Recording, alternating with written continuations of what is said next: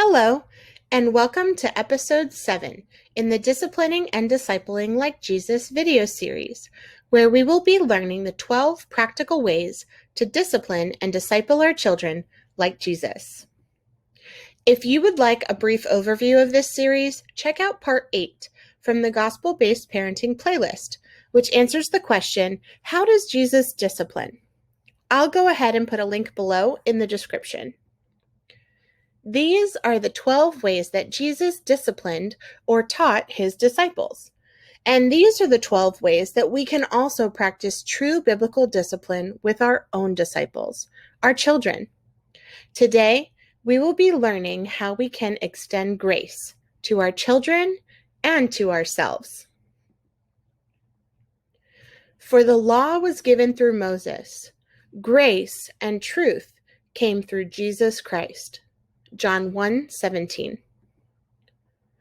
Jesus does not deal with us according to our sins. Psalm 103, verse 10. Nor does he repay evil for evil. Romans 12:17 through 21. You see, when the religious leaders of Jesus' day sought to punish people according to the law, Jesus continually extended grace.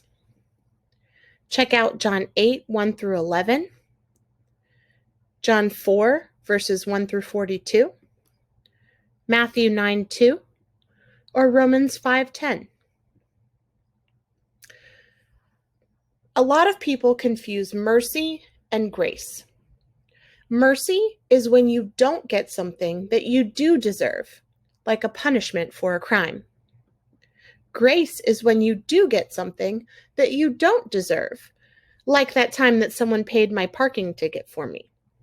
You see, grace and mercy are intricately related, but they are indeed distinct. As parents, we have the privilege of extending both grace and mercy to our children.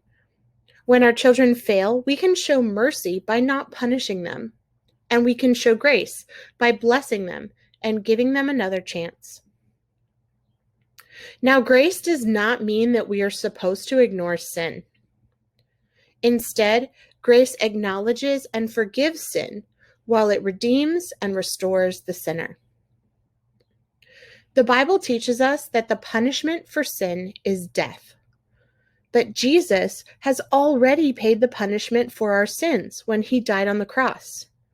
So that means there is no more punishment for us. Because of Jesus, our debt has been completely paid. As the famous hymn goes, Jesus paid it all. So while there is no more punishment left for us, that does not mean that our sin doesn't still have consequences. And just like we made a distinction between mercy and grace, it's important that we can also understand the distinction between punishment and consequences. A punishment seeks to hurt, but a consequence seeks to help.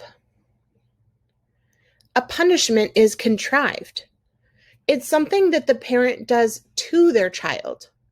For example, I'm going to make you stand in the corner for timeout. But a consequence is a natural result of the child's own actions, not inflicted upon them by someone else. For example, if you leave your stuffed animal on the floor, the dog will eat it. Now let's look at a specific example to compare the difference between the two. Jordan is a 7-year-old boy who throws his toys to the ground when he is angry or frustrated. His parents have asked him repeatedly not to throw his toys. They are becoming upset because he has now broken several of his toys. Let's compare two different ways of handling this situation, with punishment or with consequences. With punishment, Jordan's mother is filled with anger, gritting her teeth and giving her son the look. With consequences, Jordan's mother is instead filled with empathy, saying, "Wow, you seem very angry about something." Jordan's mother could yell at him with negative words and phrases, "Stop throwing your toys!" Or she could calmly communicate a boundary, saying we treat all things with kindness and respect. She could punish him by communicating a threat. "If you throw your toys again, I will throw them all away so you won't be able to play with them anymore." Or she could communicate the natural consequence. "If you throw your toys again, they will break and you won't be able to play with them anymore." She could follow through with manipulation. "I'm putting all your toys in this bag and giving them away if you won't take care of them." Or she could follow through with an invitation to find a solution. What else can you do when you feel angry instead of throwing your toys? How do you think we can fix or replace the ones that you've broken? You see, punishment always involves a me versus you scenario. The mother and the son are fighting against one another, as noted by the tension and the frustration between the two of them. However, consequences are an us versus sin scenario, or an us versus some type of problem, because sometimes it's not always about a sin. In this case, mother and son are working together to solve a common problem, like dealing with anger in a healthy way, or properly caring for our belongings. There are several natural consequences that we can see in this simple scenario. For example, Jordan will learn that if he breaks his toys, he will not have any more toys to play with. Not because his mother is taking them away from him vengefully, but because he broke them. Jordan will also learn that if he breaks things, he must either 1, replace or repair them, or 2, learn to live without them. He may try to do some extra chores in order to pay to replace them. He may also try to find a way to fix them himself. It will require time and effort in order to repair his broken toys. Another natural consequence may be that if he continues to break his toys, then he could also break his parents' trust. His parents may not trust him anymore to play with certain toys again until he can demonstrate that he can be responsible with his things.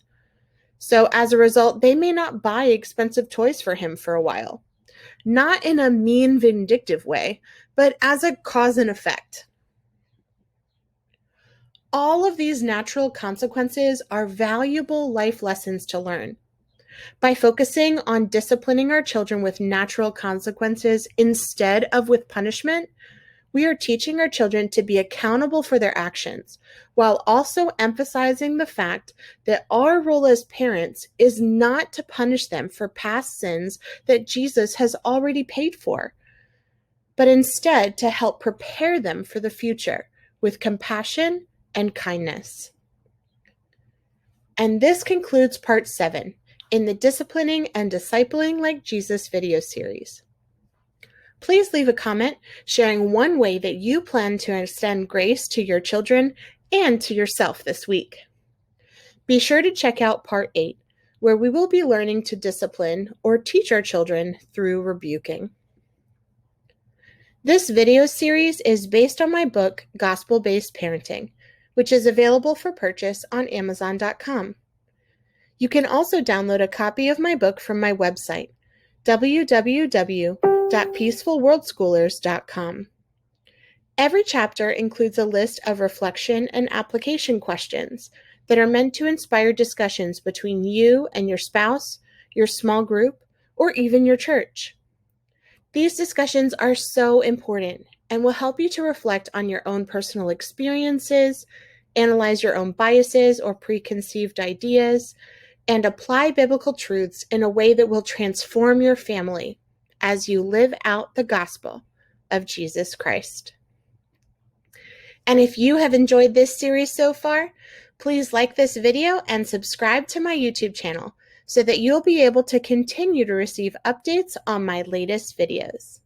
Thank you so much for watching, and we'll see you soon.